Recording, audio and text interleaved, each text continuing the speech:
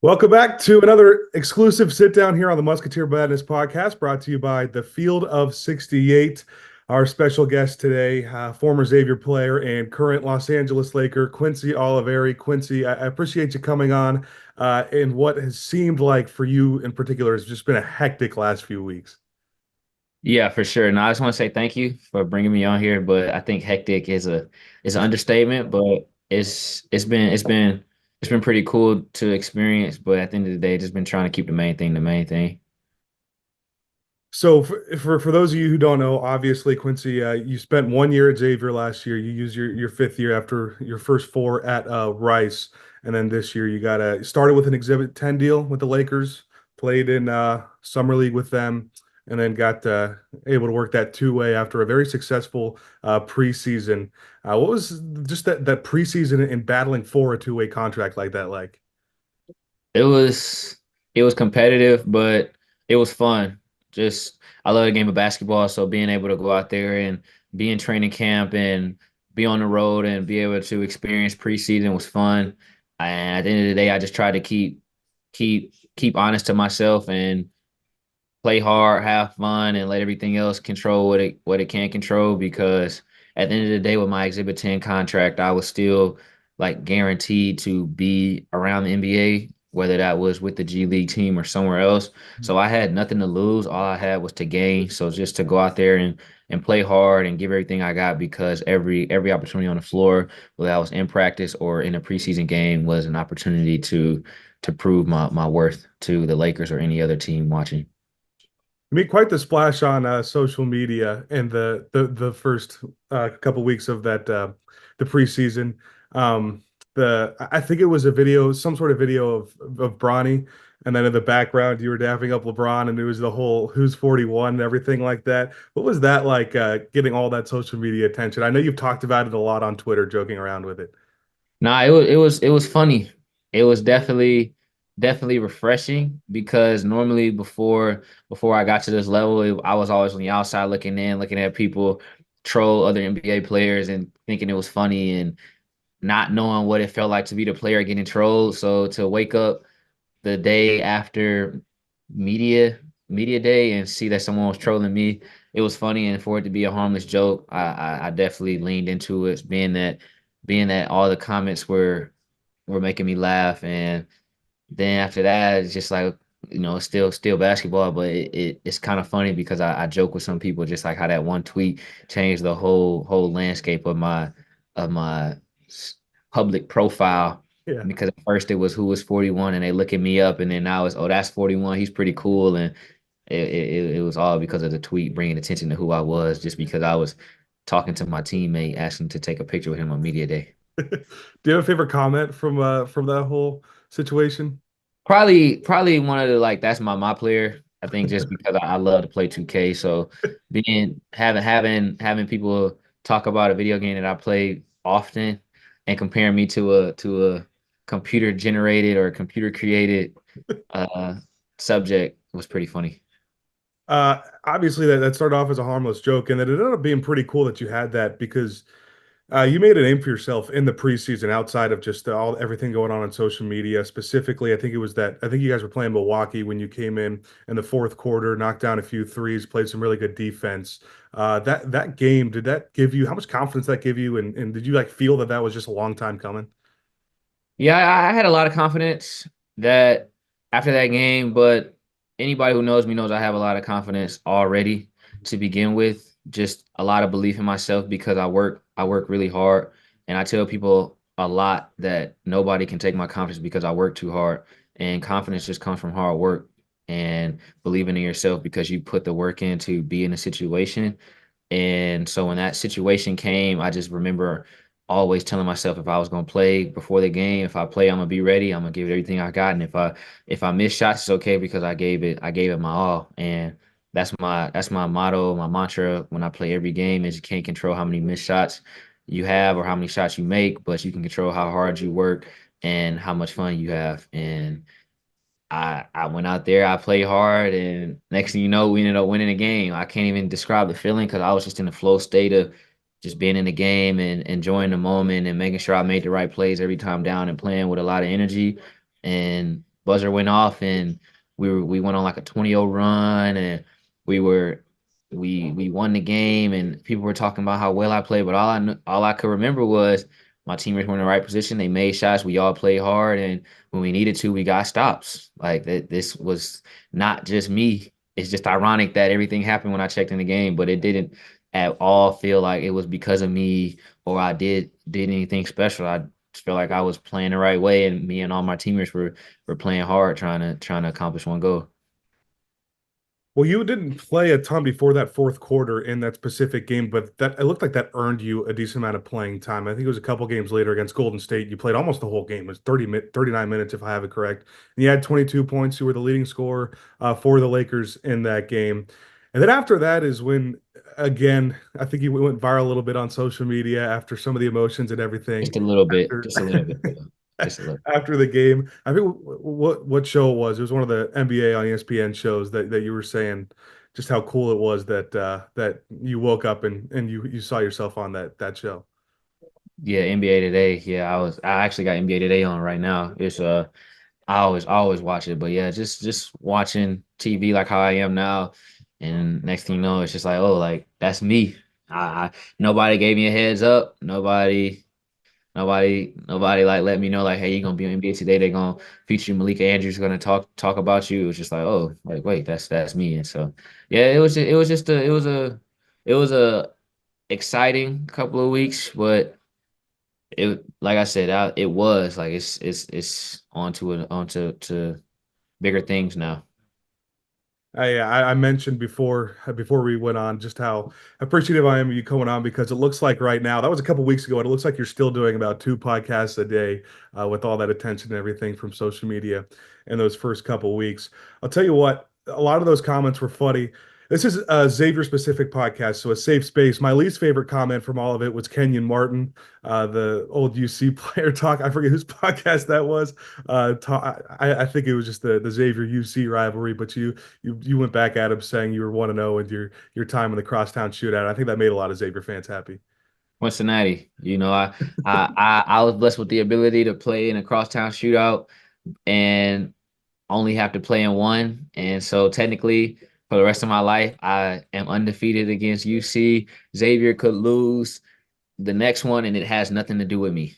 But I don't see that happening. Very confident in my guys, especially Sean Miller. He has this team reloaded. They a lot of preseason stuff that I've been seeing has them ranked pretty high. And I actually saw something on Twitter yesterday or this morning that somebody has Xavier as a dark horse to the Final Four. Yeah, So it's I like a couple of those exciting to yesterday. see all the media coverage that Xavier's been getting them. But I don't I don't I don't have any say in being a participant in losing to Cincinnati because that'll never happen in my life.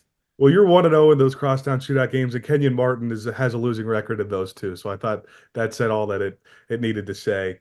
So tell us where you're at now. You signed that two-way deal. You said they got you down to the G League to start out the season, and just the uncertainty of being a two-way that they could send you up and down at any point. Yeah, right now I'm in LA.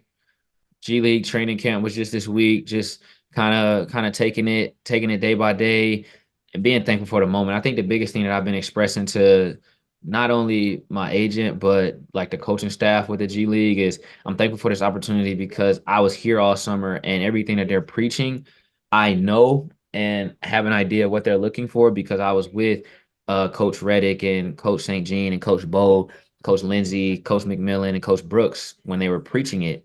So when I'm not in the learning period of just absorbing the information, now I'm in the period of continuing to hone those reps, refine the skills, keep getting better while also leading the newer guys.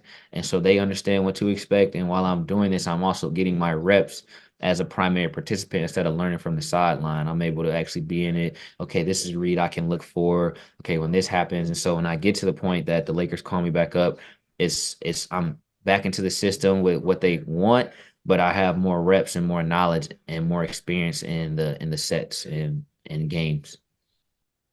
Yeah, there's a lot of players and coaches within the Lakers organization that I could sit here and ask you how cool it is that you get to work with. Like, I guess specifically now, we'll start with JJ Redick, his first year as the Lakers head coach, and And a lot of NBA fans, the uncertainty of him becoming a head coach. What's your experience been like with him?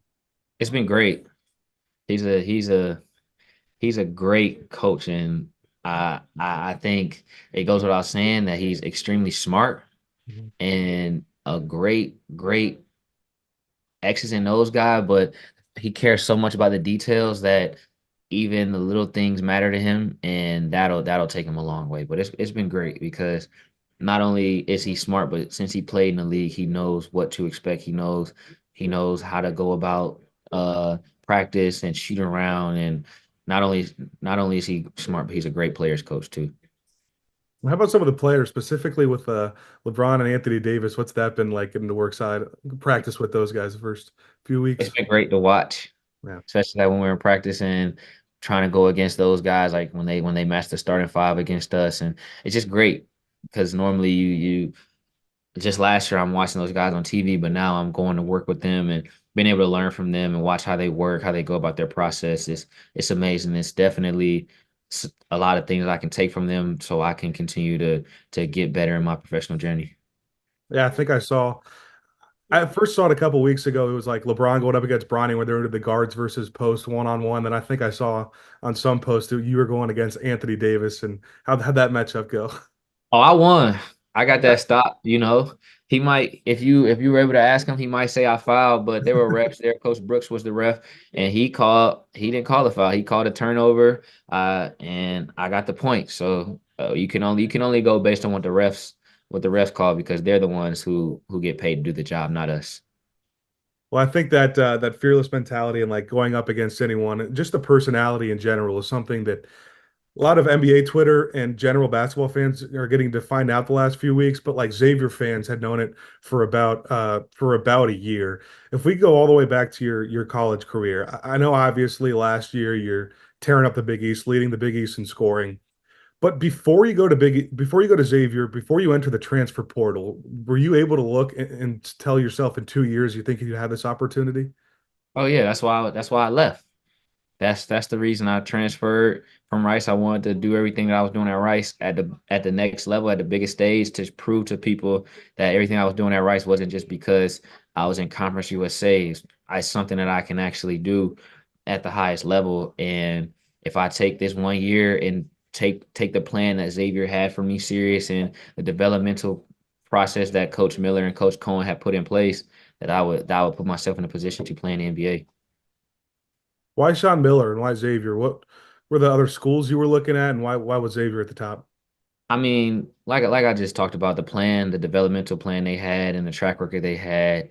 It spoke volume. And Coach Miller, he spoke with a lot of conviction, and everything he said, you just had to believe it. Like it was no way that if you were serious about what you wanted and you heard him speak about what he had planned for you, that you didn't walk away from the phone call believing that what he said could not be true. And so I trusted him, and everything they put in place felt felt felt right and gave me confidence that it could happen. My final four was Xavier, Texas, Auburn, and Miami. Texas wasn't really taking me serious. They wanted me to come off the bench. Miami, they were in the process of trying to see if Isaiah Wong would come back, and I couldn't wait on his decision Yeah. because I still had to go about my life. So I can't really fault Miami because if Isaiah Wong came back, they were very honest up front, saying that if he came back, I wouldn't have his spot, and I would be kind of playing behind him.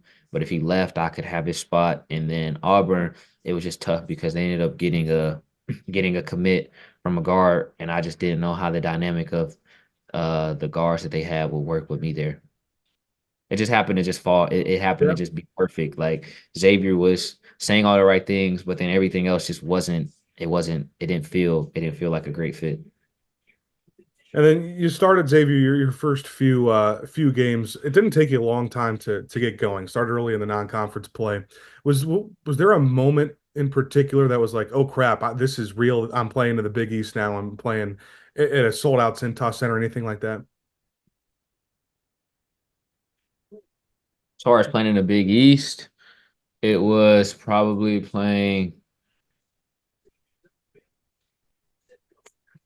when we played UConn the first time without clinging. Hmm. and I think we lost by five. I think it was 88 to 83. Hmm. That was kind of when I was like, okay, we really here. Like I'm really in the Big East. And I think I had like 28, I believe. So it was like I'm here in the Big East and I'm doing well against a top team. This and it didn't feel like it didn't feel like an outer body experience. Like it Yeah. didn't feel abnormal. Like, it just felt like something I could do. I would say when I was at Xavier and I feel like, oh, like I'm here at this at the next level, still feeling confident was when we played Bryant Thanksgiving. Hmm. And I was like, okay, I'm fine. I'm starting to get my groove. Like we had just got back from Vegas and against St. Mary's, I had a pretty efficient game and we won. I was like, okay, I'm starting to find where my spots can be in the offense, where to get my shots, where to kind of get that flow. And after that, once after Thanksgiving, it was like I hit my groove and I was like, I'm very confident in his offense. And then I just had that stretch of like five or so games where I was very efficient, but scoring at a high level and we were winning or it was a close game and we were playing well. It was just it was around that time where I felt comfortable at Xavier, but when I got comfortable in the Big East or felt confident in the Big East, I should say, was after we played UConn in the first game. One of those games, I think, in those five games you were talking about that I think Xavier fans will remember the most is the Cincinnati game. Already talked about you going 1-0 in the Crosstown Shootout, but you also had a really good game in that one as well. 27 points, you were really efficient, and you knocked down some huge threes and went on that stretch in the second half. What was playing in your first Crosstown Shootout like? Obviously, it was nice to have it at home. Yeah, I'm so thankful it was at home. I mean, I love playing on the road. It's a different feeling you get being able to quiet a crowd and walk in somebody else's arena and and uh and leave them speechless and quiet because it's like you just get to steal the show. Yeah. But being at home, it's like 12,000 people there screaming for y'all to win every time y'all make it was amazing. I, It was amazing. And I still think about that day, that game. I think about the night before when I watched the managers play and the whole gym was like towels on the seats. And I yeah. was just like, man, this feels great. And then I went to work out that next morning, early that next morning. Actually, if I remember correctly, that morning of the Crosstown shootout, think somebody had busted in my windows of my car. Really? Yeah, if I remember, I think it was the morning of the shootout or the next day after. But yeah, yeah, I remember. I Stolen? yeah, and it was like it was just like oh snap! Like I didn't know who did it. I Yeah. mean, I'm not gonna say it was somebody from Cincinnati at all, but it was just ironic Yeah. that on the crosstown shootout that one of my windows had got busted in. Nobody stole anything, but I remember like Dalen and Jerome or Trey were like calling me. They were like, "Yo, it's like somebody broke into your windows," and they were just like, I think that was like after I had got done my workout. Because on game days at home, I would always work out the morning before, Yeah. the morning of, and just kind of like get a feel for it. I would always put on the game shoes that I thought about wearing. I would just go through my routine and just kind of get a feel for the nets and stuff. But I felt real confident going into that game, but I was very focused, just very focused on wanting to make an impact. I remember specifically early in that game when the environment really showed the jump ball between Aziz, Bandego, and Abu, and Abu was pumping up the crowd and everything like that. Was that were you what were your expectations of the Cintas Center and that environment coming into the season? Was it that? Was it more? Was it less? My expectations were what I expected was what I got. Hmm. I didn't know how loud it would be. I didn't know how the game would go. I didn't know how good Cincinnati was going to be. I just knew that they said this was a huge game. This was like a huge thing in the city. And Xavier, they don't take this game lightly, and neither does Cincinnati. You know, it's been fights and it's been real tense, but you got to go in there and take care of business. Cincinnati used to win the games a lot, and then it all switched and Xavier started winning, and then you had the brawl, and then it was just like it was a huge deal. But I just every time they talked about it, I remember the first time they put the scout up in the film room and they were talking about the scout and who played for the team. I was just smiling ear to ear like this is about to go down. and I didn't know what type of game I would have, but I just knew. I said this about to be a game, and it was at home, so I was just like, I'm excited. Yeah. I'm ready to put on the show, and that that that happened. So you know your crosstown shootout history. They made that pretty apparent before that game. I think that's good for Xavier fans to hear with how It's many. like a little video that they showed us like when they first introduced the game. It's like a little video of like the history of the game. It's like narrated too. It's pretty exciting, but it just makes you just want to go out there and just win. Like just want to go out there and just compete and win. Like you don't want to lose. You don't want to be that team that lost. Yeah. Well, that I think that's when the Cincinnati nickname first started. I think Xavier fans took that and ran with it. I think I must have been 2 games later when you saw 25% of the student section with Cincinnati shirts on. But another moment that Xavier fans remember pretty well, that 40-point game at DePaul that was it's midway through Big East play, and that was one where you could tell you had a special moment with your dad after that game, and things started to come together. Yeah, no, that was I had never scored 40. To be able to score 40 and have my dad there to see was it was amazing. You know, the way it happened. It was just that was that now that was an outer body experience. I was just in the zone where I was just like everything I touched felt like good, felt like it was good. I mean, you can tell I shot that shot from half court on Yeah. transition, and Coach Miller subbed me out because he knew that I was just in a zone where I was like, bro, I'm just going, it's just going up. But then I was like, I don't need to force it. It's gonna come to me, and next thing you know, it's 40 became 40. But that was a that was an amazing experience walking off the floor, getting a standing ovation, the whole away crowd cheering Cincinnati. And Yeah. I tell people, I said that's like stuff that people like LeBron and Kobe and Steph, like those type of players get on the road, like in the NBA. And to be able to walk off the floor and people at an away arena cheering my name and standing up, giving me a standing ovation, like the Paul fans telling me that I just put on a show. And it was just like, wow, like this is crazy. This Mhm. is crazy. This is something that only you can dream of. Yeah, off topic real quick. You reminded me of why Kenyon Martin made that comment he did earlier when you were talking about Steph. That's another moment that got a lot of attention on social media. The moment you had with Steph and everything you said about him after playing Golden State. That's the game you had 22 points. How special was that? It was amazing. It was amazing. Can't even accurately describe the emotions I felt. Just it was amazing for him to for him to I don't even know, just to for him to just show love, I guess is the word. That was an amazing him to kind of like take me under his wing and uh sit, like look out for me and be there for me like after that and like show support. It means a lot. It meant a lot too, and it still means a lot. You can go back to your season at Xavier. I think talking about the personality, like I think it's just the positivity that a lot of Xavier fans kind of just liked a lot from you and everything. Even with a lot of points of the season where the season wasn't going so well, you were still doing a lot of things, off the court. I remember the Chick-fil-A after the 10 threes, you passed out the chicken nuggets at Chick-fil-A, which they're not doing again this year. I think a lot of Xavier fans are disappointed. I think That's crazy. yeah, Xavier hit 12 threes in the Dayton exhibition game, and then 2 days later, it was announced that Chick-fil-A wasn't doing that anymore. So I'm not going to point any fingers, but that was uh, that was pretty funny. But there were a lot of off the court moments like that where Xavier fans started to like really pick you as one of their favorite players. Wow, I can't believe they're not doing chicken nuggets. That's crazy. That's crazy. I regarding the community stuff though, I just wanted to make an impact.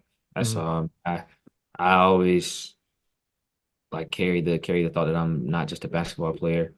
So just kind of letting people know that like the people that show love to me mean a lot to me, and I appreciate the support. It means a lot because I never knew what it felt like to play at a high major college and to Yeah. have that many people want to see you succeed. It's like I want to be able to give that appreciation back to you guys to let you know that I don't take that lightly. You got to play with some pretty good guards last year too on that Xavier team, like Davion McKnight, Des Claude. How much better did they make you? How fun was that? Good. They pushed the tempo. Mhm. They brought a lot of energy and they cared about basketball. That's all you can kind of ask for in a basketball guard. They were smart. So, and when I had my off nights, they were able to step it up and help put us in position to succeed, even if I wasn't having one of my best scoring nights. So it was fun. It was great, and I'm glad I got to play with them. Yeah. Yeah, things obviously didn't end most likely the way you want exactly wanted in terms of the team and season a season ago. But what's that one lasting memory, one lasting moment with the this playing at Xavier for the 1 year? Standing on the stanchion, crosstown shootout, or at Xavier, like at Centos, that game winning shot I hit against St. John's. Yeah, It was so loud in there. Oh yeah. my God, it was so loud. And oh my God, that or the second game against DePaul where I was like feeling it and I had like hit a shot and DePaul called a timeout because they just knew like if they didn't call a timeout and I scored another bucket, it was gonna be even louder. And it was just like the it it was just loud. Like it was just loud. But I think my favorite outside of the crosstown shootout was definitely the game winner against St. John's because it was just like I hit it from the corner. We got the I think it was offensive rebound or no, they swung it to me in the corner. Some, but I got it in the corner. And I shot it through, and you could just hit it from the shot clock, and I made it. And I could hear RA like, "That's good, that's money," and I made it. And everybody, it was so loud in there. It was because we couldn't get a stop. That whole second half, they either got a bucket, Joel Soriano got an offensive rebound, or they got fouled. Like it was no real defense being played. And it was just like, bro, can we get a stop? And to hit that shot, it was just like, oh man, that was golden. That was golden. How excited was Sean Miller? How excited does Miller get after those moments? At least if it's after a game. He he don't really show no real emotion, man. He know it and he knows it, and so does the staff. I used to joke about it all the time. That man is a robot. Like he is a robot. It's one thing. He's only focused on one thing. You win. He does that little smirk face and keeps it pushing, bro. He only cares about winning and getting the next win, and after that, maintaining your process so you can stay with that and get another win and keep building on your process, and then the wins will come as you keep building on that process. Do you have your favorite one in particular favorite Sean Miller story? I'm not gonna go into it, but just know we were in Vegas. He had a very passionate post game meeting with us after we lost to Washington. Washington. Yeah, I remember that game. I remember it pretty well. So that's my favorite. All right. Well, I think that's all the time we have, Quincy. Once again, thank you for coming on. I know this is a very busy time for you. I know a lot of Xavier fans wishing you good luck in your future endeavors with the Lakers and everything in the NBA. No, I appreciate it. Thank y'all. Thank you so much for bringing me on. Absolutely. That was Quincy Olivari on a special one.